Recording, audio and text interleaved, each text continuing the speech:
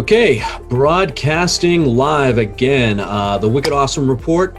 I'm Patrick Queally, your co-host, joined with my other co-host here, Declan O'Toole from SelectRE Real Estate. Today we're going to tackle, some of the reopening plans here for Massachusetts. I won't say post-pandemic, because I guess we're still actively, involved in the pandemic. So we're going to talk about the plan that Charlie Baker, our governor, had announced yesterday, sort of the four stage, and broke down into different parts of each phase, and what that means for you and for us running businesses in Massachusetts. So good morning, Declan. How are you? Morning, Patrick. Good. And yourself? Good. So let's see if I can pull up the info that I had here and share the screen as we talk about the four-stage plan here.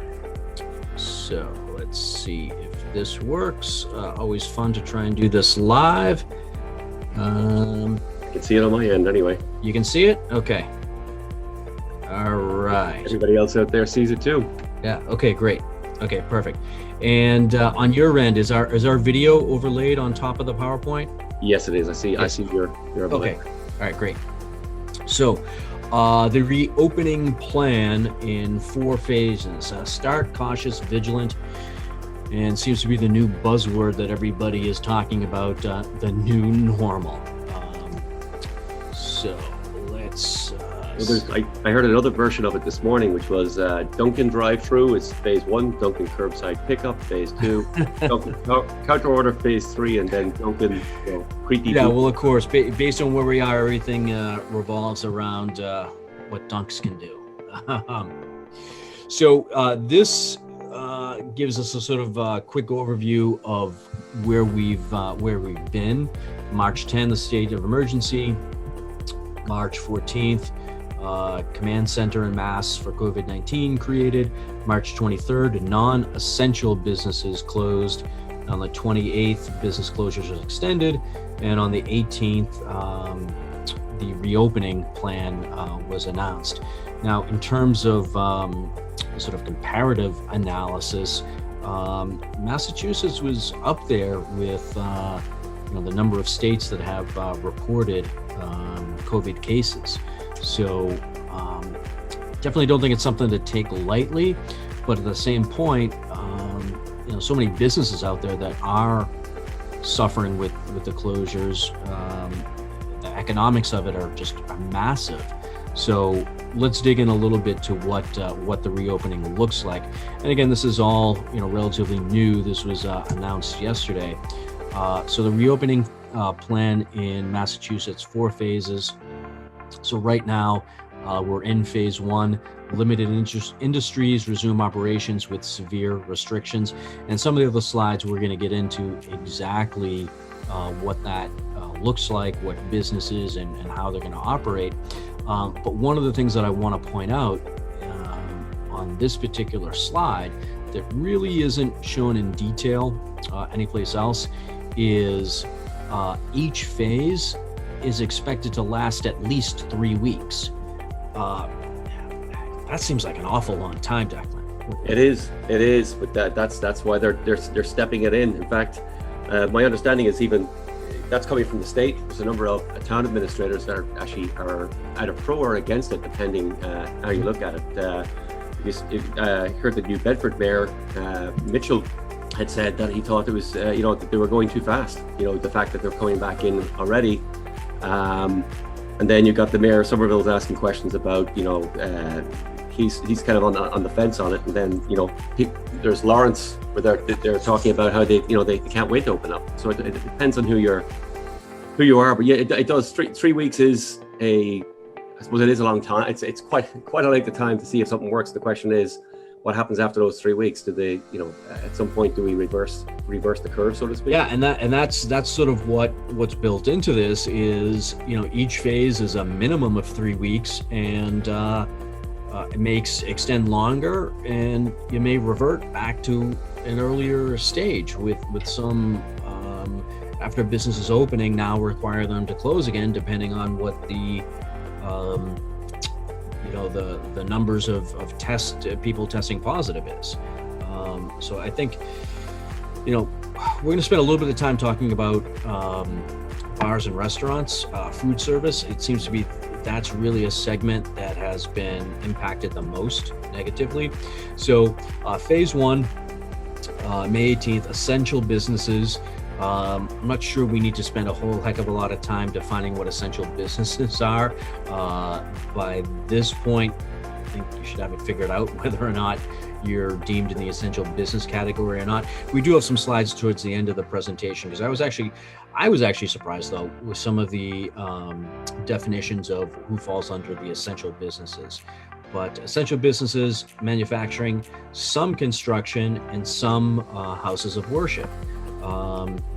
So we were talking before the broadcast here, Declan, worship, houses of worship. I think that's going to be interesting. Yeah, I know that they're limiting it, I believe, to 40% of the congregation, but that would be, that's almost the definition of large crowds. Well, exactly, and we've already seen in the news in different places of the country where pastors and other church leaders have actually held services, and larger than expected crowds have actually shown up, and there've actually been police that have come to break up the crowds, and people fined, and so do you have a bouncer on the door? Well, exactly, yeah. I mean, what do you do? I've never seen a bouncer at church before, but maybe that's what it is. You've got maybe the altar boys at the front of the church, counting the number of people that are coming in. Yeah, so that's the beginning of phase one, which is May 18th. Let's see, bounce ahead. So I think that the second stage of phase one. So again, we've got phases and different parts within each phase. So phase one, I think what a lot of people are looking forward to, hair services. I think just about everybody's got the Corona hair going on. One of my live broadcasts previously, I actually let my daughters give me a haircut with the clippers, and I'm still sort of recovering from that. That's about as upfront and personal as you get too. Yeah, exactly. So I've seen some, I don't know if it was real or if it was a spoof of hairdressers with the plexiglass sort of front on wheels with little holes through it where they got their hands and the clippers, and so there's a plexiglass shield between the person getting their haircut and the barber or the hairstylist or whatever. That's going to be if that is the new normal, that's going to be bizarre. But at least brought back an essential service, which is pet grooming. Yeah, as shaggy as my hair looks, I can't wait to get the dog down to the groomer and get her hair cut. Appointment only and curbside pickup. So I don't really know what that means for pet grooming. You can't take your dog into the salon. They're gonna pick them up outside. I don't know. So retail, remote fulfillment and curbside pickup. I think that's gonna help getting some of the retail stores back.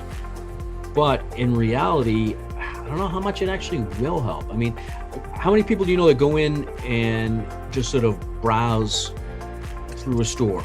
If you've a consignment store, you can't. That's very hard. You can't really do a curbside pickup there. People have to see what you have to decide whether they want it or not. Yeah, so I think some of those stores, whether it be their Facebook page or their their website, logging and categorizing and putting descriptions out of what the inventory is. But again, with stuff like that, where it's, you want to go in and see it in person, pick it up, touch it, feel it, try it on, whatever it is, curbside pickup may not actually be a big help. And the last bullet point here, which is important to a lot of people, adult use marijuana. So the pot shops for curbside pickup as of May 25th, those are open. I think for a lot of people, yeah, that's essential services, you know. Thankfully, in Massachusetts, the liquor stores have remained open. Those were essential services from day one. But you know, all jokes aside, people that do have medical marijuana need for that, being able to have access to that certainly is important. I understand that in some other states it's not open. They're expecting people from outside of Massachusetts to actually to purchase from marijuana stores in Massachusetts. And I wonder, I have no idea, and I don't know if you know the answer. I don't know how that works. You know, will an out of state, so if someone's coming from New Hampshire or Rhode Island or wherever, does their medical marijuana card don't work in Massachusetts, or is it a state? I have no idea. So that's a good question for the audience. The other thing too is, you're supposed to quarantine for 14 days, but I assume you're not going to wait. Well, that's right. Yeah. So if you're traveling to the state, the governor has recommended a 14-day, quarantine. So how the hell are you going to travel to the state, pick up your medical marijuana, 14-day quarantine, and then leave? That's some conflicting advice there. So looking forward, also sort of the second part of phase one, lab space and office space, but not in Boston. That's the so office spaces outside of Boston, open to 25% capacity, and in Boston proper, June 1 is the opening date for office space. Now, Declan, I know you do a lot of commercial real estate and commercial real estate rentals. What does that mean for your side of the business? What are you looking at there? Well, I think it's I think office space is going to be slow to pick up to begin with. I mean, it's they've gotten hit pretty hard. So the question is, it's not even really what I know. It's go down the road at some point. You need to get people back in there. I've got a feeling that this is a long-term hit to begin with. I think there's going to be less office space at least going forward, and more people are inclined to be working from home. But it's good to see that's starting. It's at under 25% capacity, so it's not like there's going to be that many people jamming the offices. Yeah. So I'll throw you a curveball. Ask for a prediction here, with office space being, I guess, underutilized as a result of the pandemic and so many people working from home. Do you think you're going to see property developers and owners of that office space repurposing that? Do you think that they're going to convert it to residential, or what? Again, didn't rehearse the question, so I know I'm throwing you a curveball. I mean, basically, I think they're going to have to repurpose it. I mean, it's supply and demand. Right now, you already have some of the more proactive landlords have reached out to their tenants and given them a break in the rent with the hope that they actually stay with them in the first place. Yep. So, I do see that there's going to be something. The question is, then you got to deal with, can you repurpose it as residential? A lot of this, I think it's going to be a lot of ramifications for local planning. The zoning boards, and we're going to see all sorts of zoning requirements may be rewritten because of that. Yeah, I would think so. And again, as I said, I mean, I think even those businesses that are coming back, I think there's a good proportion of those are not going to come back at full capacity, and they don't intend to. Right. I think the thing was with Twitter. They told their employees that they don't ever want to go back to the office. They don't need to. Well, yeah. I mean, and supposedly that was a plan that was going to be rolled out, later this year or over the course of a couple of years. But the current state of affairs, I guess, have forced their hand, and all Twitter employees are going to remain in a work from home environment. It's going to be interesting to see how many other companies adopt that stance, and then what the results for, office space, particularly downtown Boston, where that's really what it is. It's mostly, office space. How is that impacted, and how are those properties going to be repurposed? Good question, man. Let's see what happens to the traffic on 93 as well. Yeah, true. So sort of a bigger picture chart here as to the 4 phases in terms of gathering size. So let's see here if I can move the mouse around here. So currently gatherings of less than 10 people in phase 1. Phase 2, to be determined based on trends, how large of a crowd. I think we've got, as part of phase 1, I think some of those limitations are really going to be tested. So as we take a look at some of the things that are going to be opening up as a second part of phase 1 on the 25th, which is Memorial Day, some beaches, public parks, zoos, open areas. It's going to be interesting to see how some of these venues manage that. Are they going to be self-policing? Are they only going to allow a certain number of people in based on the size of the venue? Or is there going to be a free-for-all? Are we going to have people that are just so cabin fever, pent up demand, if you will, just to get out and about, that they're going to completely, rush on these venues? I think the answer to each one of those questions is yes. It depends on where you are. I mean, that's the thing, is there's no real consistency in some of this. So that can be, that can be problematic. Certainly Memorial Day, but if the weather's nice, next Monday. And the weather prediction looks like it is going to be a typical Memorial Day, nice, warm weather. So here is some more information on some of the businesses. We've got here on the 18th, like we talked about, essential business, manufacturing, some construction. 25th, lab space, office space, limited personal services, hair, pet grooming, car washes. I really didn't think car washes were restricted. I mean, you don't have that many people in a car. How many people does it take to wash a car? I don't know. My car needs a wash, but that's retail, remote, curbside pickup, and on June 1st, office space in Boston. So phase 2 with cautious, we've got retail, restaurants and lodging. You notice there's a little asterisk here.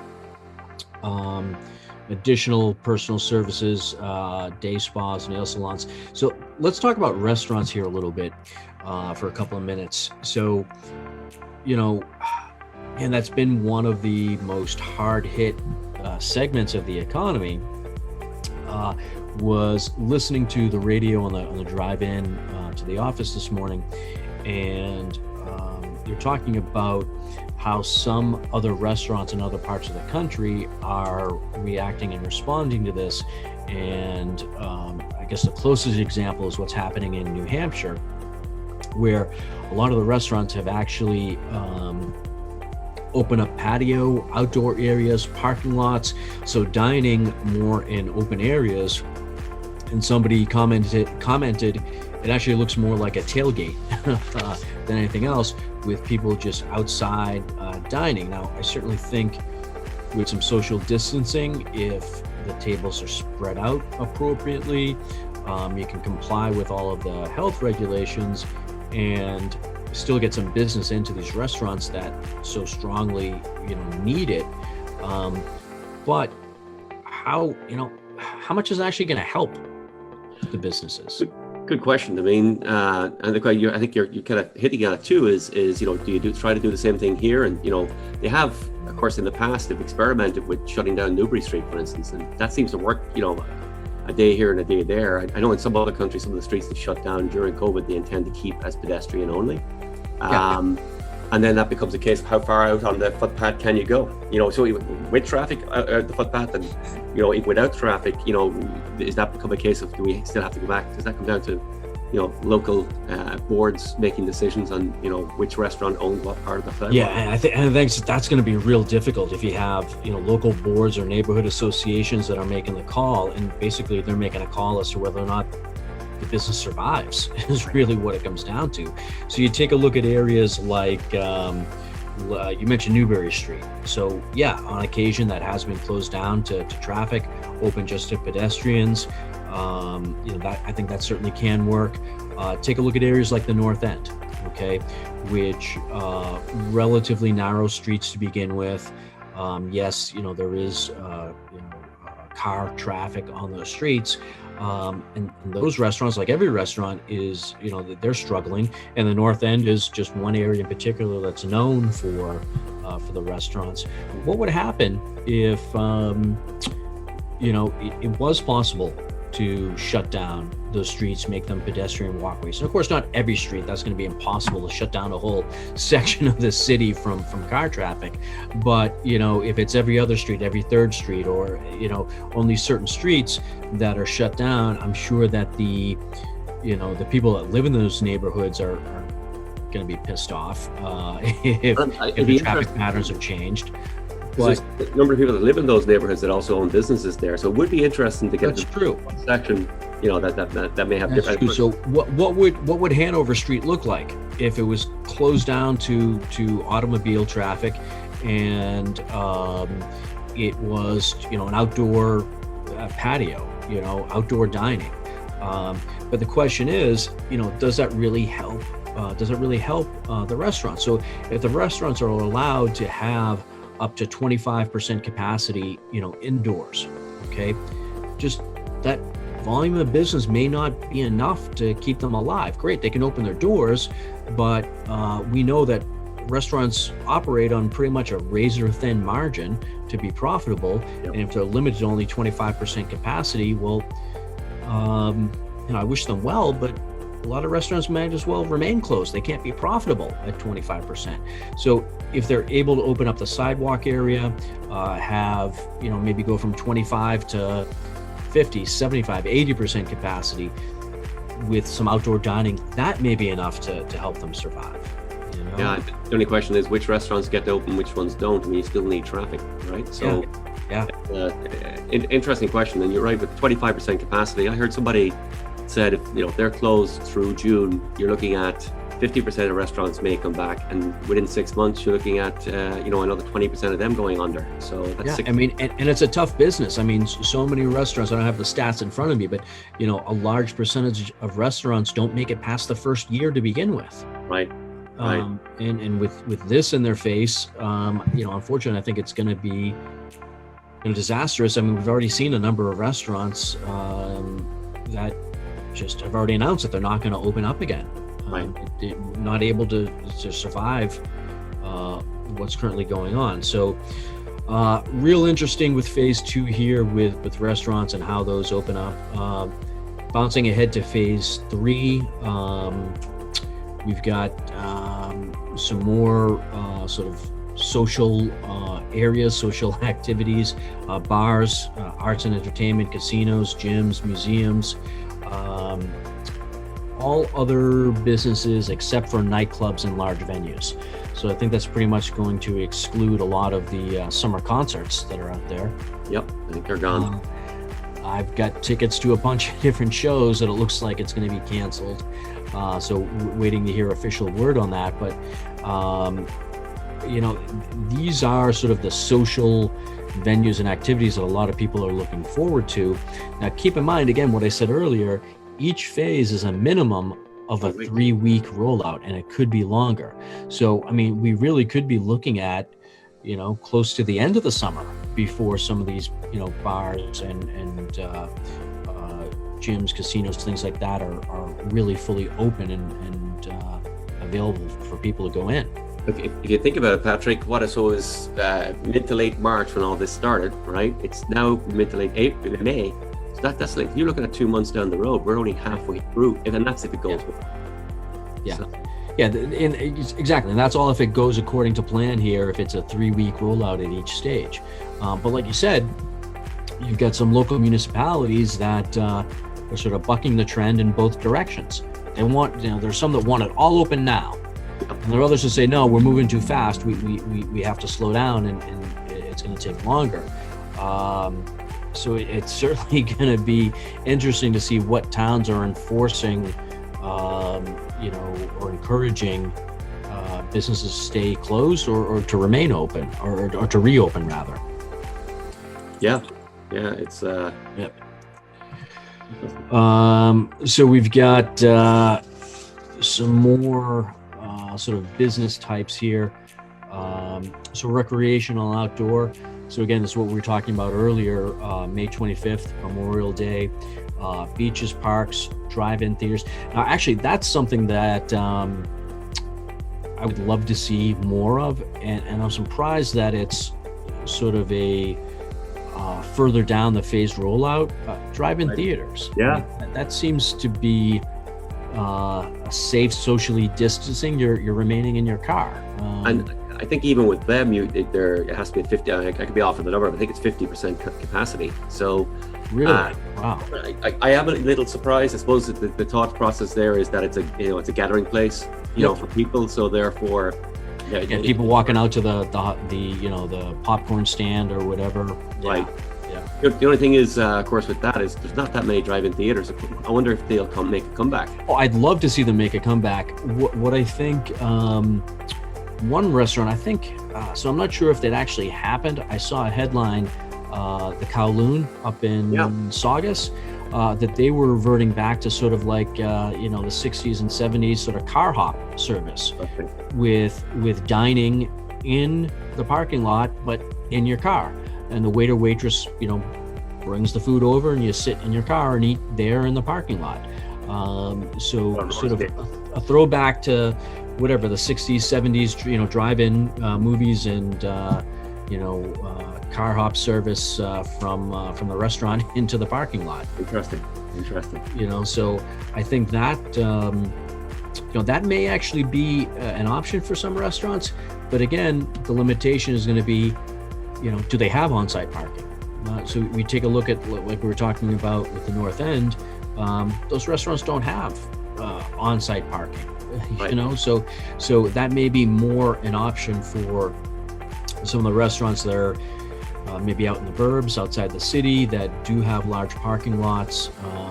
That may be a way to not get around, but sort of get through the restrictions and still be open for business. The other part of that, it is summers, but it's weather dependent too. It starts pouring That's rain. true. That's true. I mean, we are New England, so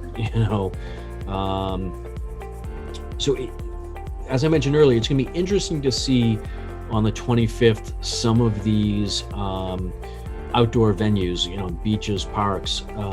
Is there really going to be a massive run from this cabin fever, people wanting to get out and do these outdoor venues, zoos and outdoor gardens?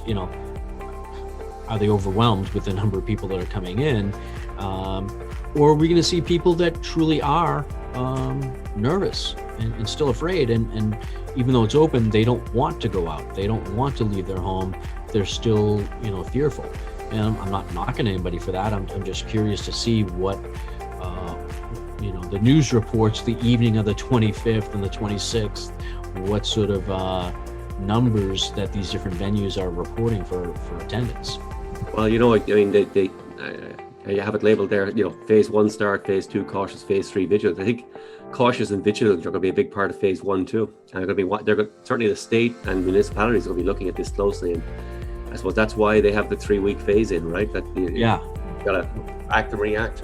Yeah, so I think, phase 1 very well may last more than 3 weeks after they see what happens, Memorial Day weekend. If it's a complete circus, they may revert back and start to have some of these areas closed again. Right. So phase 2, cautious, campgrounds, I don't know what can be more, socially distant than going out camping. I don't get. Oops, I moved the slide ahead. I don't get where campgrounds are part of phase 2. Well, I think part of the thinking might be there too, is if you think about, like, we both got young kids, right? And camp is part of it, part of the summer, what happens during the summer. Yeah. Maybe that's part of it. That's where kids very often get together too. So it's not just the lone scout out there pitching the tent. Yeah. They may be speaking to that too, is, come, mid, late June, there's going to be a situation where people are already wondering whether their kid's going to camp or not. Yeah. So Yeah, my daughter works as a camp counselor, so we're still waiting to see if they're going to be open and if she's going to have a job this summer. Right. You know? So, public pool and community pools. Yeah, I think that's the complete opposite of social distancing. People are pretty much in close proximity there. Athletic fields, youth sports in a limited fashion. And that leads to, it's not addressed here in the slides, but that leads to another question in terms of professional sports. When are those going to come back? So you've got, the sporting fans like us that want to see the games. And even if it is, in empty stadiums, that's something that's being talked about, to broadcast the games in an empty stadium. That would be interesting to watch, and it would be good to watch the games. But for the athletes too, I mean, do they want to play? Do they want to be in close proximity to other people like this, and then of course there's go home to their families? The pushback in the baseball, I believe, because they're going to be getting paid, half or whatever, a smaller proportion of their salary. Yeah. I've seen a lot of the baseball players come out and speak about that. That they just don't want to play unless they're getting their full salary. Right. And to a certain degree, I think that's a little bit insensitive to what's going on with the bigger picture. I mean, you've got people that are just flat out of work, laid off, their business is closed, are receiving zero income, and you've got these multimillionaires that are, complaining that they don't want to take the field unless they're guaranteed every single penny. Just completely tone deaf. What's going on? And even if you do go in that direction, in tone deaf, you look at owners that own those facilities. A lot of the money comes in from the people that turn up. It's not it's the ticket sales, yeah. Right. And the concessions. Yeah. So but who knows? I mean, it'll be interesting to see. I know in South Korea they had cardboard cutouts as fans. Yeah, and they were talking about. So the NFL was talking about piping in crowd noise, right? Which is kind of funny because in the past that's been a violation.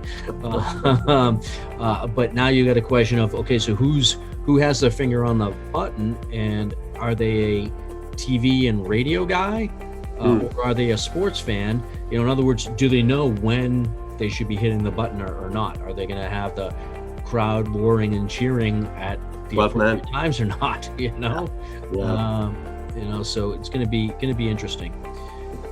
So again, some of the essential services. We talked about it before. If you're an essential service, you pretty much know it by now. So we've got, believe it or not, the financial services part of it. That's where I fall into. Financial services for consumers with putting together the mortgage financing, and Declan, you fall into that as well with helping clients purchasing homes and listing homes for sale. So there are a couple of little surprises in there, but again, if you're essential services by now, you should pretty much know that that's what you are. So any other takeaways, any surprises for what you see on what this reopening plan is? No, I think it's interesting that it's Massachusetts and Connecticut. We're actually on the tail end of this. We're the last two states to have some kind of a reopening plan. So it depends on what side of this you take, but I think we're on the cautious side. And I think I certainly agree with at this point you could see it. People are getting a little bit less cautious with regards to the social distancing as well. Yeah. So I think at this point, it's very good that we have this coming in. I'd certainly prefer that it happens faster, but that's just my personal. That's more of a business sense coming from me. But I completely understand, from a health perspective that. I agree with you. So I think from a business perspective, having the businesses choose whether or not they want to be open, and the public can choose to go out or not. Correct. Yeah. I can certainly understand trying to protect the employees of the business and wanting, masks to be worn and stuff like that, trying to take the precautions, the plexiglass up, in front of the registers at the retail stores. I get that. So it's okay, in my opinion, to put some of these precautions in place, but, let the businesses open, let them operate. And if the consumer wants to go out and, shop or buy from these, establishments, let them have the ability, to do that. And if the business isn't comfortable opening, well, that's fine. They don't have to open. So the other side of that is I know that they're talking about there's like a COVID-19, basically there's a plan. You basically go through and tick the boxes on what you've done or haven't done. Right. I think if you did do that, I think you'd have to come down hard on businesses that break the rules, because it kind of is a broken glass theory. That's not something you can just let go. So yeah, agreed. So it becomes a whole other level of enforcement. Right. And do you get those, disgruntled prior employees or disgruntled competitors that are showing up to businesses and let's say ratting them out, but filing complaints that they're not following what the rules are. So we end up with this whole other level of rule checking and enforcement, which opens a whole other can of worms. But the other thing is, I do think if you say if there's any take to it, I think it's there's a macro and micro level. I mean, for people, I think it would certainly help if people do follow the social distancing guidelines. Those all make sense. So wearing a mask, keeping your distance. And my concern there a little bit is once things open up, people get a sense of normality and they will start getting closer, shaking hands, et cetera, et cetera. Yes, start getting, a little bit too relaxed. Correct. Yeah. I can see that happening a little bit too fast as well. And, it's self-policing. It's a lot of people that have to self-police. Yeah. And I think, again, Memorial Day weekend is going to be a huge litmus test as to what's going to happen in the following, weeks and months. Absolutely. All right, so we've been going about a half hour, a little bit more than a half hour, talking about the reopening plan. No hard facts or statistics here, just discussion about what the plan looks like and our opinions of those. So we want to thank Declan from SelectRE Estate for joining us today. I'm Patrick Queally from Hancock Mortgage. And this has been another edition of the Wicked Awesome Report. We run this every Tuesday and Thursday at 10 a.m. or 10-ish, depending on the technical difficulties getting the show rolling. So thank you for joining us. We do have a Facebook page, Wicked Awesome Report. So head over there, toss a like on that, and you'll be updated when we do have new videos come out.